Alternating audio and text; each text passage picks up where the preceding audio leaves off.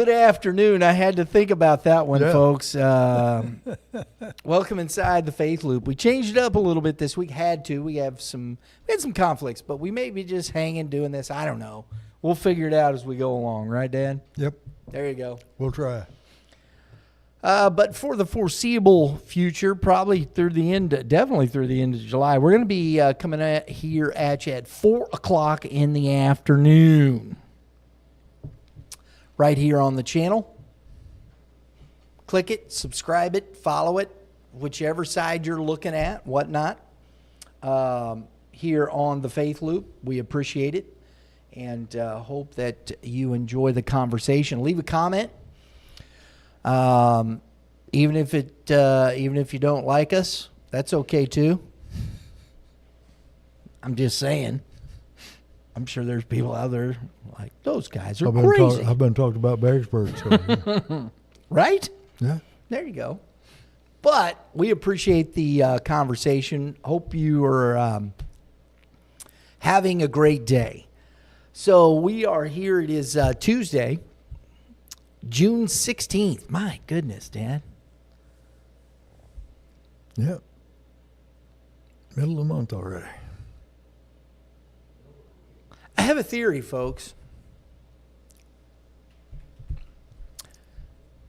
I think I've expressed this before, but man, it's just like, my goodness, what is going on? It seems like it just, the pace, everything just breakneck speed. Already through over halfway through 2026, and I got this. I don't know.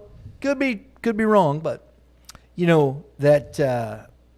The egghead Einstein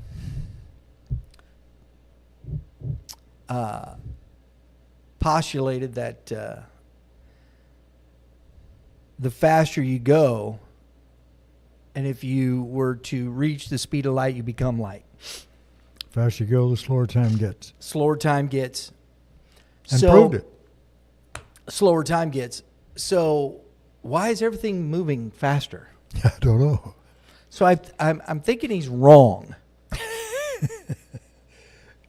It ain't moving any faster. Because time doesn't exist, for one, so he was wrong there. Only decay exists. And the faster we move towards the light, or as we move towards the light, that's where the understanding of just existence itself becomes. And we think, man, time is... It's not. It's just becoming non-existent. It's becoming a non-factor. It's just a day. What is a day? And I think these... So, there it is. Thought of it. How about that? That'll ka-chunk your brain there for a little bit. I don't know. Threw it out there for free. Yeah.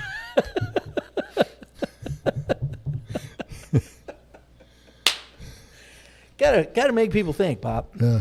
You know. Yeah. Keep them thinking. Because we are in an identity crisis, and it is day 2,112,518. And did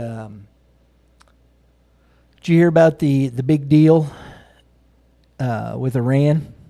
I haven't heard about it yet. I haven't paid attention to the news the past few days. Oh, they made a peace deal. Well, I heard about they were ready to, so. Well, they said they got it. Okay. Supposed to ratify it Friday in Geneva, Switzerland, because they ain't coming here and we ain't going there. Always got to go to Geneva. I don't know why that is. Well, that's because they're afraid if they come here, somebody might shoot them. And we're afraid if we go there, somebody might shoot them. Never know. Oh, I'm telling you. Don't like that guy.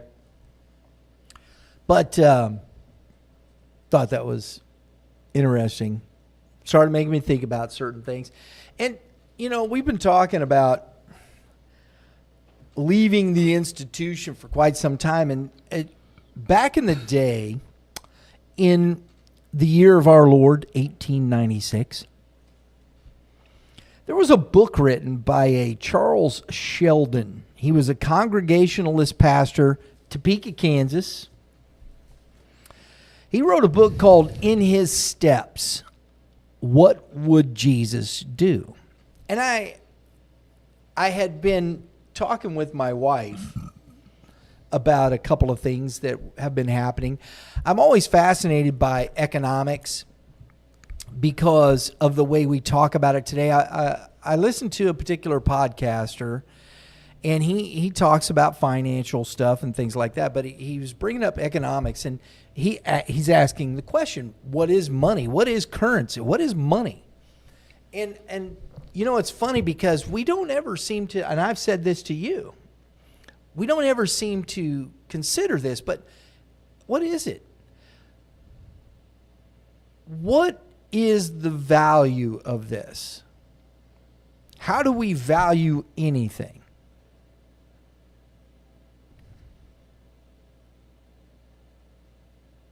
And what is something worth?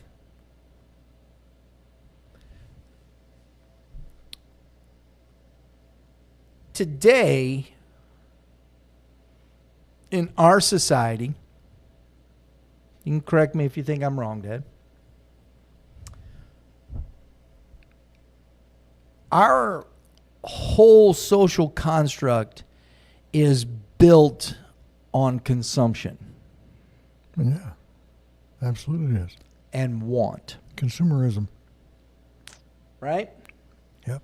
That's what makes it go around. Want and consumption. How much can you consume?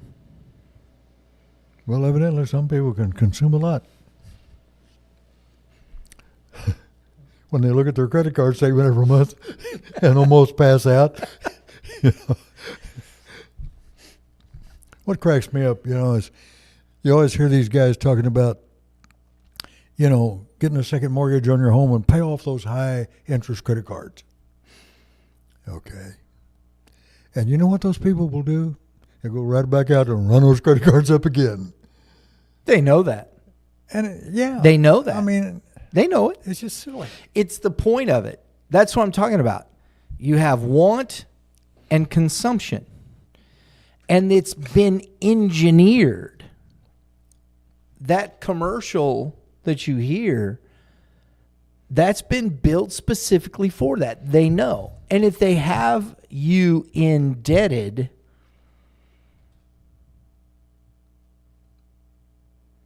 yeah, I don't have to throw you in prison. No. I don't have to make you a slave. No. I just keep putting you in more and more and more debt. Yep. And that's what they do.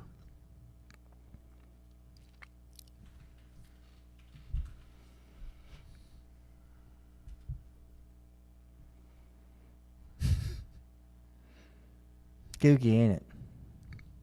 Wondermous. I was thinking about that phrase, what would Jesus do? It's got popular again, hasn't it?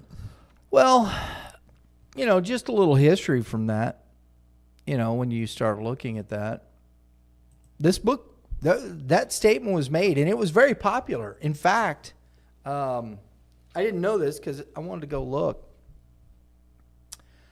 But Charles Spurgeon, the well-known evangelical Baptist preacher, used the phrase, what would Jesus do, in quotation marks several times in a sermon he gave on June 28th, 1891. And then in his sermon, he cites the source of the phrase as a book written in Latin by Thomas à Kempis between 1418 and 1427. Imitatio Christi, the imitation of Christ. The Reverend A.B. Simpson, founder of the Christian and Missionary Alliance Church, wrote both the lyrics and music of a gospel hymn, What Would Jesus Do?, with a copyright date of 1891. It can be found at number 669 in Hymns of the Christian Life. There you are. And then Sheldon wrote the novel or the book in 1896. So this statement or this thought process has been around a while. The concept is based on an epistle to the Galatians. It's chapter 2, verse 20, where Paul states that Christ lives in Christians and was developed with the doctrine of imitatio Christi, imitation of Christ, by Augustine of Hippo. Shocker. Yeah. The Roman Catholic emphasis on the concept of imitatio Christi, imitation of Christ, which is summarized in the English phrase, what would Jesus do? So I'm reading this, and I'm thinking to myself, and I'm watching what's going on. And then you look at, I always go back and look and see. We were talking about this before we started here live. MLB threatens to punish Giants players for putting Bible verses on Pride Night hats. Soundbite, that's in the Christian Post. Go read the article and quit Christian Post. And the Christian Post needs to quit writing inflammatory headlines. Just as if Fox were doing it, just if it was CNN, MSNBC, the New York Post, the New York Times, the LA Times, the Chicago Sun-Times, whatever Observer, whatever paper, the St. Louis Post Dispatch or Disgrace, as I think they call it, the conservative side. Yeah. Because it leans pretty liberal. MLB threatens to punish. They didn't threaten to punish the Giants players. It's a rule in the MLB because on the LGBT night, they put the rainbow in the logo of the hat. Authorized. Well, these players decided to write Genesis next to it. Fine. I don't care about that. But according to MLB rules, which have been around for many years, you cannot do that. No matter if it's a Bible verse or somebody else's name or a nickname or whatever the case may be. And there's precedent. You can go back. If anybody's done it, they find them. You're making something here out to be something it's not. Right. So what would Jesus do here? Give to Caesar what belongs to Caesar, and give to God what belongs to God. Right. Yeah, exactly. Yeah, it's a major league rule. Right? You can't put anything on that uniform that they don't authorize, period. Not even your nickname or anything else. No. And they even have now, they started this, they have a day in the MLB where all the players can, if they have a nickname, can wear a jersey with their nickname on it. On that day. Of course, it's good for merchandising, and Yeah, right. they sell a few more extra jerseys. Yeah, that's where the money is. So I just, and that's the thing. What would Jesus do? But again, these aren't, everybody then points to it's a moral question. No, it's not. It's an existence question. What would Jesus do? See, we've created this idea of the moral question. Well, what is morality?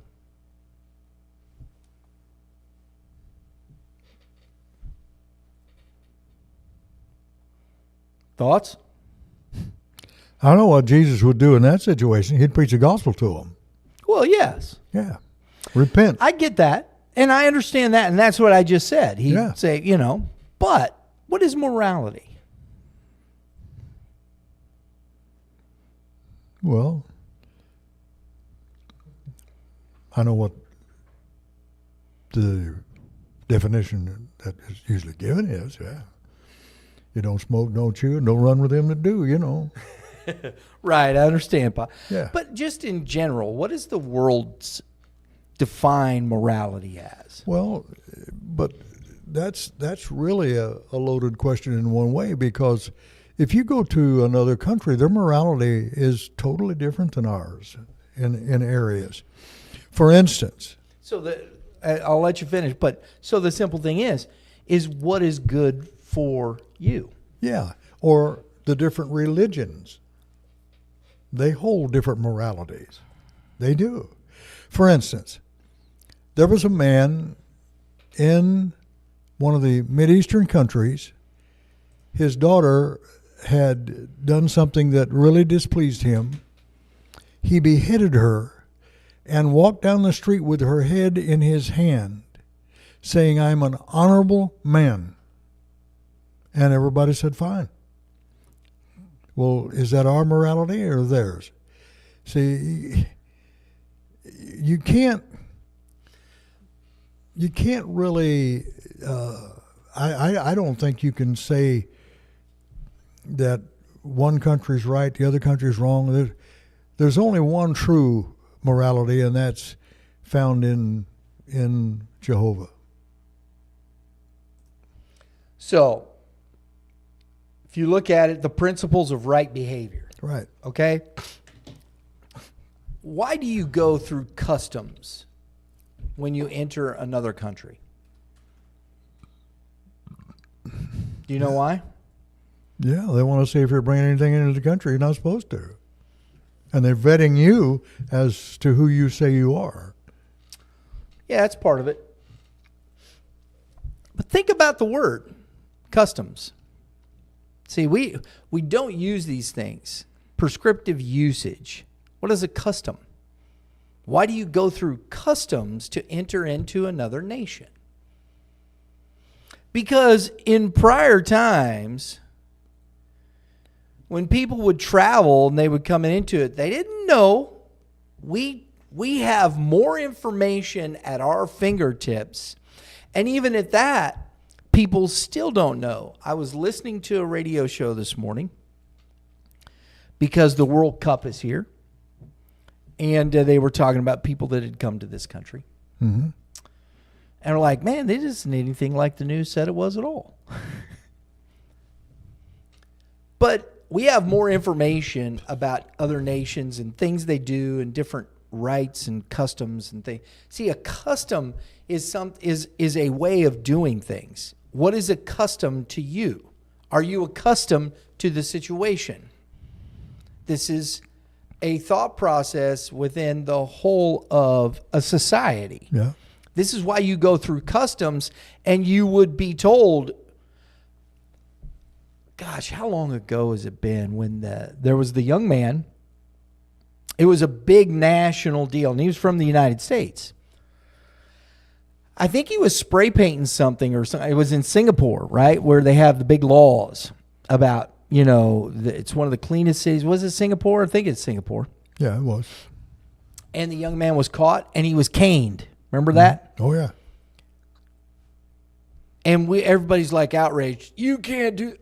Why? It's their custom. Yeah. It's their custom. You can't chew gum in public. Did you not? I'm sure they handed you a rule book. I don't know. Maybe they do. Maybe they don't. But did you know? And if you probably went through the customs, they handed you something, or there's information that says, if you are here and staying here, here's a few things you might want to understand and know about this city you're in. Right. What are the customs? This is the thought process. Because as Dad said, and it's true, the principles, principle is a foundation. That's what the principle of something. Right. It's the first. Right. So, who set the principle? And then where does that custom come from? So the behavior is from a foundation that's real and true and right. These are the things that we don't think about or talk about or deal with at all when it comes to what would Jesus do. Well, and I've said this for a long time, Americans have a very narrow view of the world in general. But if you go to other countries, they have a very narrow view of our country. For instance, my wife and I were in Cairo, Egypt. We were in a restaurant in the hotel, eating our dinner, and a young waiter was waiting on us. He was, I think, 19 years old. Spoke English, very well-educated young man, very polite, nice, very well-spoken. And he knew where we were from, and he said, I would love to go to the United States sometime. And we talked to him a little bit, and I said, why would you want to go to the United States? He says, well, he said, over there, if you have an enemy, you can just kill him. I said, well, it's not quite like that. He had watched too many gangster movies, Hollywood movies, and so forth. And his whole idea of the United States was formed through watching our movies, our films. And I laughed. I said, son, it's not quite like that in America. You can't just go out and annihilate people you don't like or that's doing things to you or whatever. I said, there's laws against that. Oh. And I was made aware that how people, for instance, he asked us also, he said, all Americans are rich.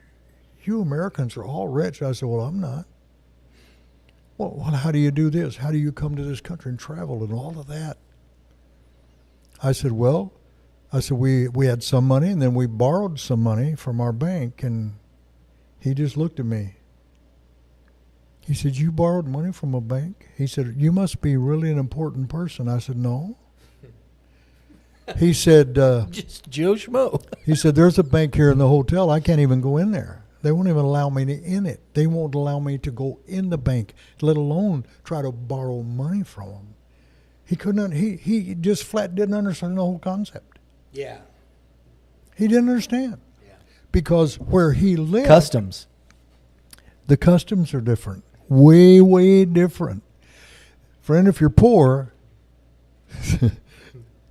you stay that way mainly. Yeah. Now I don't know. He might have had we tipped him pretty well. We might have had a fairly decent job there. But he wasn't allowed in the bank. He wasn't allowed to do these things. They can't just go borrow money and make a loan. They can't get a credit card. So this was years ago. And well, that was back in the 60s. In the 60s. Yeah. In the late 60s. Yeah. And I thought, I got a real education on that trip. I really did. On how things look in other parts of the world. Right. It's just not the same thing. Right. Right. And I'm telling you what, my wife and I are walking down the streets of Beirut, Lebanon, with an American pastor that was there, and he was ministering in Lebanon for some organization. I don't know. I forget who it was. We're walking down the streets of Beirut, beautiful city, and there is a sheikh standing there, and he had about 5 or 6 of his wives standing around him, and they'd just come out of a shop, and he's standing there and he's talking. And the minister looks at me and he says, for your information, Bob, he says, don't ever walk up and just speak to him. If he speaks to you, you can speak to him. But don't just go up and speak to him. And whatever you do, don't ever speak to one of those wives, even hello, how you doing, good morning. Don't speak to them. Because if you do, they'll kill you right here in the street, kick you in a ditch, and tell the Lord you died. I said, well, I won't do that. Good to know. Good to know. But see, that customs. But say if a person didn't know, and he just saw this sheikh and he thought, oh man, I'm going to go talk to this guy. He's a sheikh, and I'd like to see. Now you're in trouble because you don't understand the culture, and the custom. Exactly, Dad. And that, and the thing of it is, that's what's problematic in our world. Yes. Yeah, it absolutely is. Right now, we've got people coming here that cannot read or speak English. They have caught them driving trucks. How they've got a license, I don't know. How one of them's going wrong way down a highway, a 4-lane divided highway. He's going the wrong flaming way because he couldn't read the signs. He don't know what he's doing. And yet we're allowing this, and it's just it's just a tragedy. He could have killed a whole mess of people. It's happening all the time because we will not withhold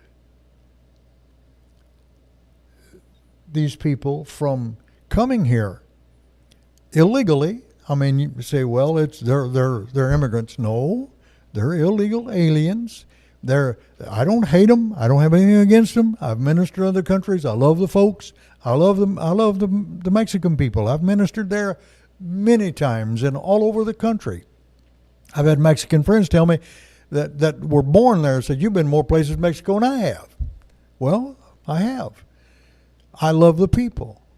But I don't want them coming here and taking a job like that when they can't speak English and they don't know how to read English and driving wrong. Doesn't make him a bad person. It just makes him ignorant. Makes him dangerous. Dangerous, and because he doesn't know our rules and regulations and customs. And that shows you they're just ignoring that. Ignoring it.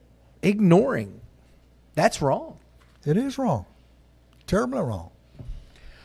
But, and the thing, you're like, oh, this, you think, well, what are you talking about? We're not. I know Dad's bringing up using examples. This is about Jesus. This is about the kingdom of God. It had nothing to do. We're using examples here. Right. Because do you know the customs of the kingdom of Jehovah? There we are. Have you got a passport? I hope I do. I hope I got a birth certificate. Yeah, you ain't kidding. Yeah. But we talk about these things all the time. We've said this because it's I believe one of the main things. When Jesus is making so many examples of this, depart from me. I never knew you. Right. What does that mean? See, and I think about those things, and we talk about, I'm going to get into it on Sunday a little bit, but I want to lay this foundation here because I think it goes to what, the pride or the lust of the eye, the lust of the flesh and things. And it's not just, we always, why is it in Christianity, everything is brought down to the lowest common denominator, and it's usually about sex. You're just wanting to women. Lust of the eye, lust of the flesh, there's a lot more than just that one thing. Yeah. And in fact, the other things, the want and the desires, are usually more than just that. Oh, absolutely. They lead to a lot of those things. But what do you need, Jesus said, except... Or Paul said this, but Jesus, he's taking it from what Jesus said. When they say, why do you run after what the Gentiles run after? Paul said having food, shelter, and raiment, isn't it enough to be content in who you are and what you are? Everything else becomes want. What does want usually turn into? Or can it turn into? Yeah. It doesn't mean that the Lord won't increase you, prosper your hand, but can you handle it? Can you deal with it? Can you take those things and use them in proper conduct and within the custom of the kingdom of Jehovah? Solomon couldn't. No. Right? No. Let's put it right out there. He messed him up. And the end of his life, the Lord really chastised him over it, and he told him he wouldn't judge him at the point, but he judged his son. And it got bad. It got bad. The Lord was lenient with him to a point, but still Solomon still has to stand before him and answer. His wives turned his heart. He built groves and idols and all kinds of stuff for those wives that he had that were like Pharaoh's daughter and that were not of Israel.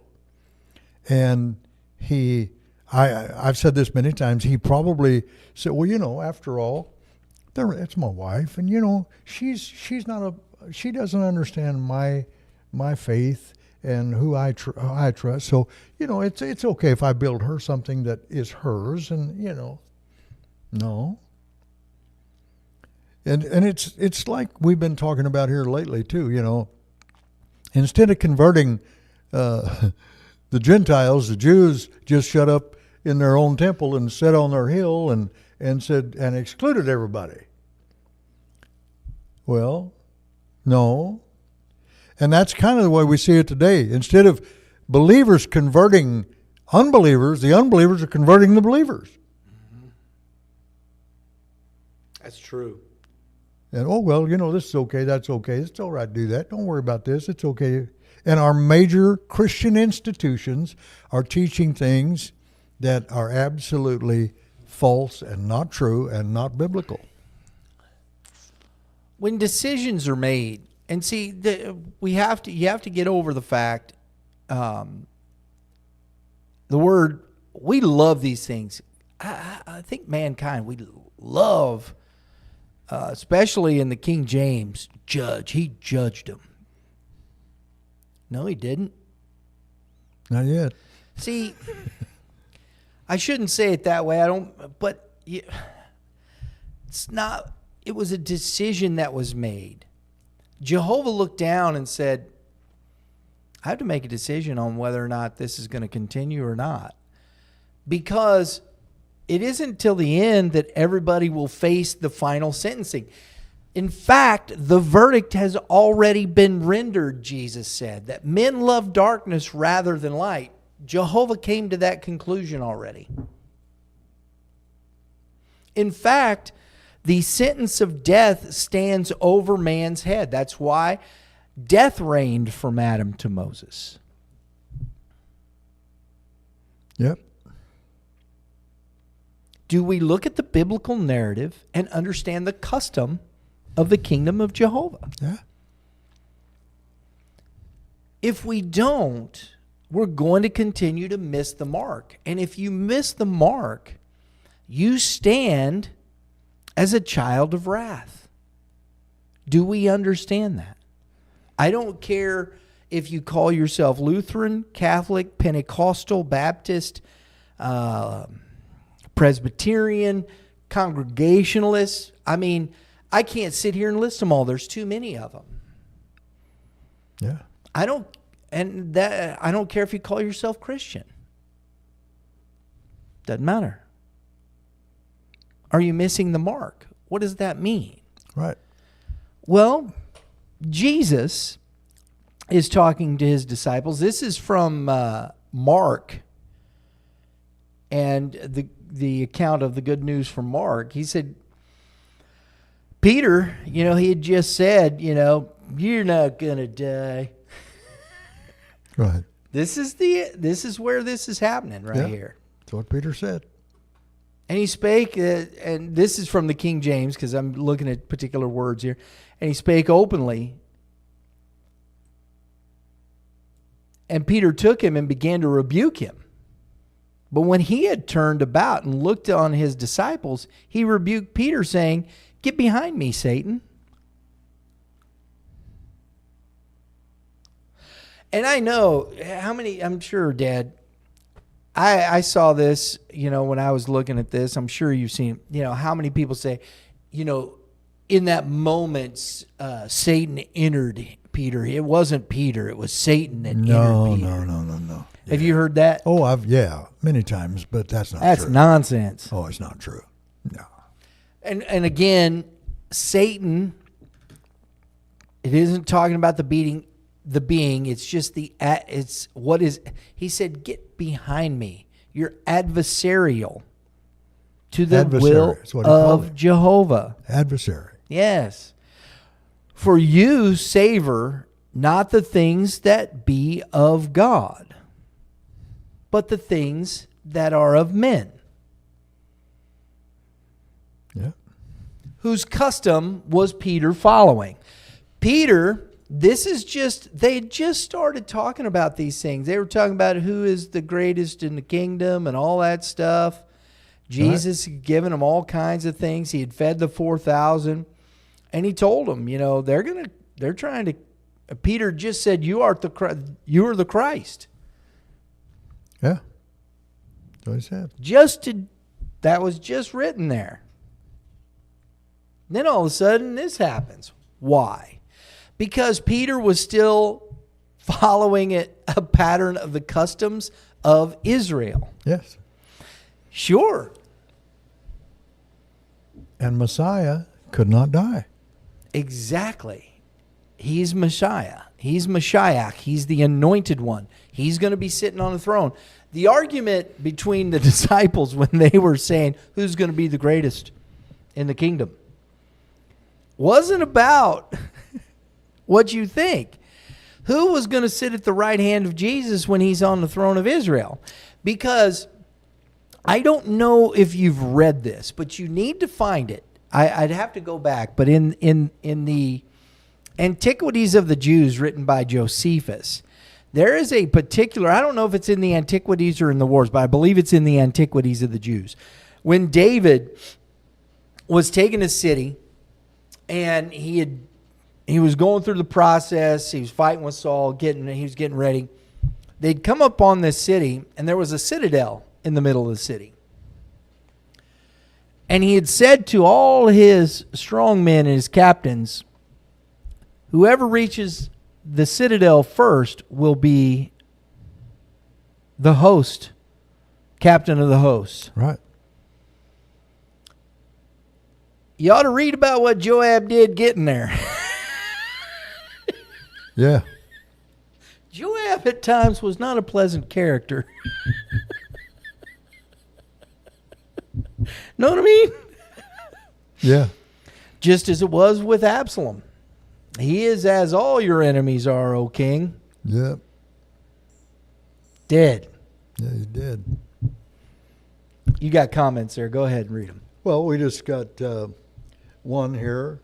It's loud and proud patriot. Mm-hmm. Wasn't it the meaning of enemy in that use? Yes. Yeah. Absolutely. Adversary? Yeah. Absolutely. Adversary's enemy. Yeah. Yes. You're adversarial. That's a great comment. Yeah. Oh, you're I like enemy. that. Absolutely. And that's what Jesus just gets done saying. And so here we have it. And he says, and when he called the people with his disciples also, when he called the people, it wasn't just his disciples. Mm-hmm. It was everybody he was talking to there. And said to them, whosoever will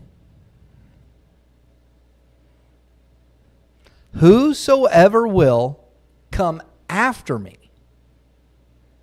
let him deny himself and take up his cross and follow me. The most wrongly translated scripture probably in biblical history.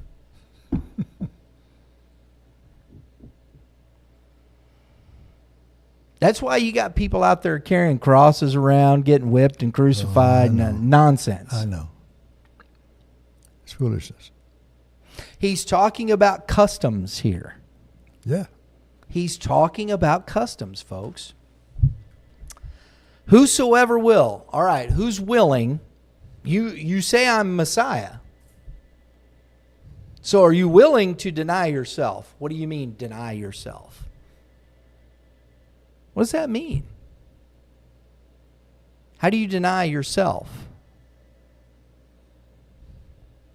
Well, understand and take up his cross. The tragedy of our English translations in certain respects. Oh, come on. It's taking a minute. Sorry, folks. It's getting there.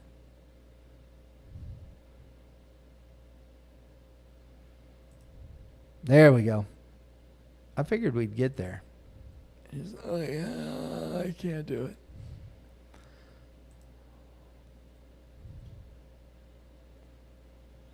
What are you doing at your mom? Go ahead. Said that's even going on right now with people listening to the wrong voices. Absolutely. Yeah. We've been listening to wrong voices forever. Staros. Said loud and proud, it's me, Dustin, different device, different screen time. Or screen name. Figured it was you. Dustin, good to see you or hear from you. But see, custom. What are the customs of the kingdom? This is what Jesus is saying right here. Mm-hmm. Staros is the word for stake, which was, they translated cross. And that's what they did. They would, it was a stake. Now, in history, and this, if you don't know, I'm going to do it real quick, okay? In a principality such as what they called Palestine there in Jerusalem, they had a place for executions. Yes, they did. It was set. If you were with the military and in other places and whatnot, they would just nail you to a tree. Right.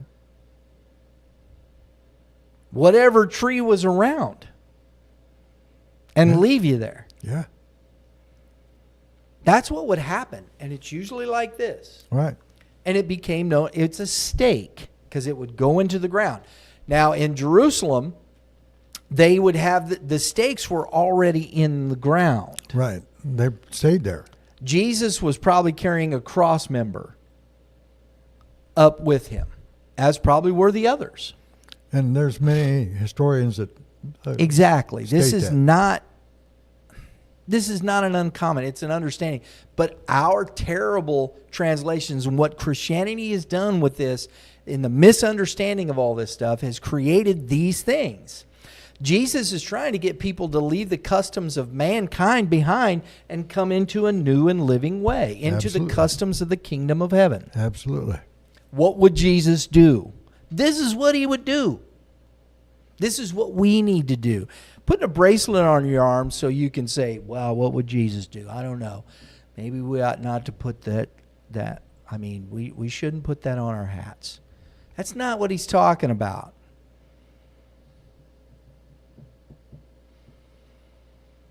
Take up your stake. What's he talking about, folks?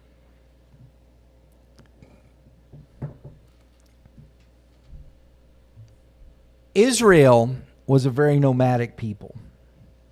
I know Jerusalem, I understand there were people in there and that, but still, a lot of people lived in tents, and you had stakes. So that was your place. That was your custom. It was customs. And if you were to uproot, we say this, you need to uproot your family and go. I'm not going to uproot my family. They know this place. They feel good. It's right. They understand it. They do this. Right. Absolutely. That's our language, isn't it, Dad? Absolutely. This is what Jesus is talking about here. If you uproot your family, Abraham, I want you to take your family, your father and your whole family, and I'm going to show you. I want you to go from here to a place that I will show you. He had to uproot his whole family, everything they knew, whatnot, where they lived, all of that stuff, to a place where Jehovah was going to show him. Mm-hmm. He didn't even know where he was going. No. How about telling your wife that? Honey, you know, the Lord told me he's got a job for me somewhere. We just got to get in the car and start driving. Yeah. Yeah, think about it. Let's put it into real terms. Let's put that into real terms. See, we don't even consider that thought, Dad. No. No, take up stakes out of this world. Take up the stakes out of this world. Quit driving stakes in the world and setting your tent in the world, man. Exactly. Those are the wrong customs. Wrong thing. And the last thing he says is, and follow me. Follow me. All right. Just real quick to finish this. Follow. I'll follow you anywhere, man. Yeah. To the ends of the earth. I'll follow you. That's what Peter said. I'll go to the cross with you. Yeah. I'd even die for you. Before the rooster crows, Peter, you're going to deny me 3 times. Appreciate the sentiment. Yeah.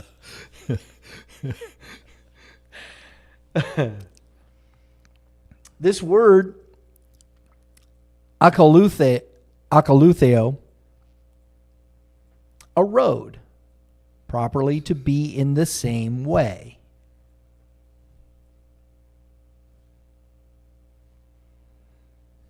Right? Mm-hmm. Yeah. That is to accompany. Yeah.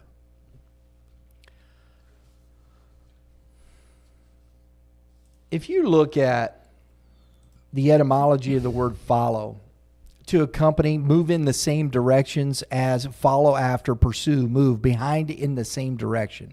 See, I hate that one. I'm not. Jesus walked with us. Obey, conform to, act in accordance with, apply oneself to a practice, trade, or calling. Right. Follow. It's not just walking behind somebody. No. It's conducting yourself in a manner that's befitting the customs of that existence, of that life. Right. And this is what Jesus was getting at here. Yeah. What would Jesus do? He would tell you, the customs of this world, take up stakes out of it. If you want to come after me, this is what you have to do. We're too worried about what the world is doing instead of talking about the kingdom of Jehovah, Dad. Right. Absolutely. Yeah. Dustin put it, he says, wow, I've never heard that about the cross. Makes a lot of sense. Yeah. And then he added in, he said, my wife thinks the Lord wants to show her somewhere in Florida. I believe that. Yeah. I've had those feelings a couple of times myself, especially in a hard winter.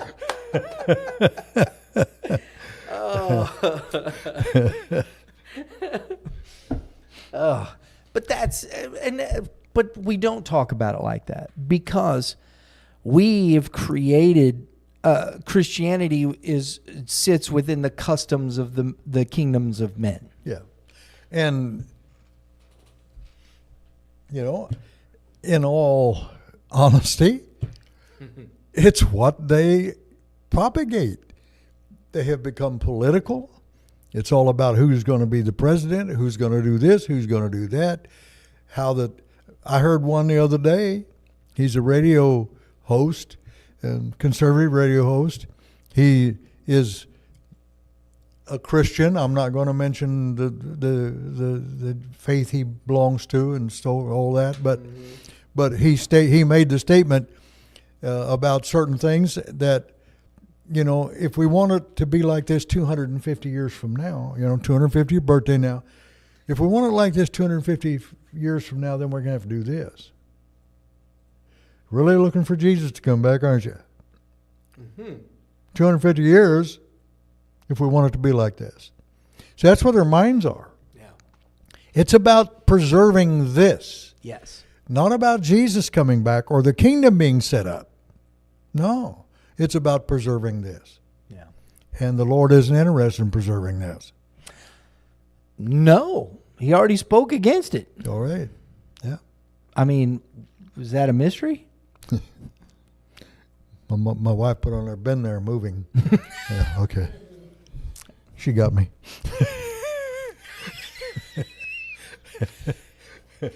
Okay, folks. I'm gonna tell on him a little bit here. As a kid, we did move a lot. I mean, am I maladjusted or something? I don't know. No, I'm kidding. We did. But I will tell you, my wife and I moved to this area where we're at now in 2003, and we've been here ever since. It's basically where our kids grew up, and I have no desire to move, and so it'd have to be an act of the Lord No matter what. I know people go, oh, man, the weather's bad. Nah, then that first hurricane comes, and you're like, why am I here? Yeah, right. I forgot to build a dome house. It's going to blow this one we got down. A Quonset hut. Yeah. Oh, mercy. Folks, thanks for tuning in. Hope that the discussion helped. Thanks, Dustin. Appreciate the comments. I'm glad that go check those things out. Go look for yourself. Don't just sit here and go, oh, Brian, Bob said that. No. Go look. Go look, research that. All that information is there. It's all there. Look for yourself. Make sure you take the time, because you need to know what the customs of the kingdom are for yourself, because you have to stand before Jehovah yourself. Yes, you do. We can't speak for you. I can't have anybody speak on my behalf. Nope. It's just me.